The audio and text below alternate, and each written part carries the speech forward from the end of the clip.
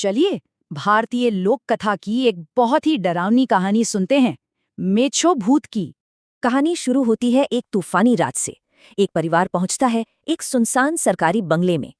वहां का केयरटेकर भुवन उनके इतनी रात गए आने से परेशान हो जाता है। नदी के खूबसूरत नज़ारे को लेकर वो एक अजीब सी बात कहता है। और तो और रास्ते में उन्हें भुवन जैसा ही कोई नदी किनारे चलता हुआ दिखता है। लेकिन बंगले पर पहुंचने पर पता चलता है कि भुवन तो पहले से ही वहां मौजूद है।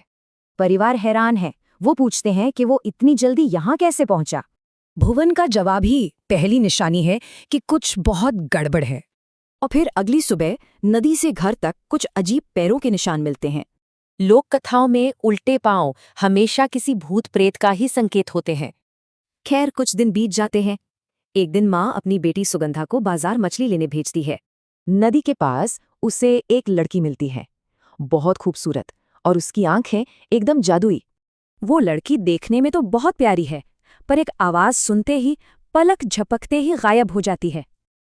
अब सुगंधा बाजार से लौट रही है और अंधेरा भी घिराया है।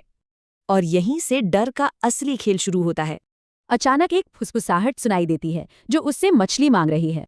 सुगंधा उसे अनसुना कर देती है, पर अब वही आवाज गुस्से में दोबारा आती है। अब तो सुगंधा बुरी तरह डर जाती है और भागकर सीधा घर के दरवाजे पर ही गिर पड़ती है।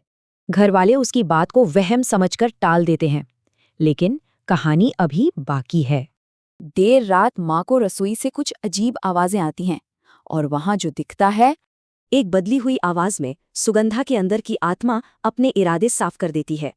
ये कहानी पीछे एक सवाल छोड़ जाती है, जब पुरानी किंवदंतियां सच हो जाएं तो क्या होता है।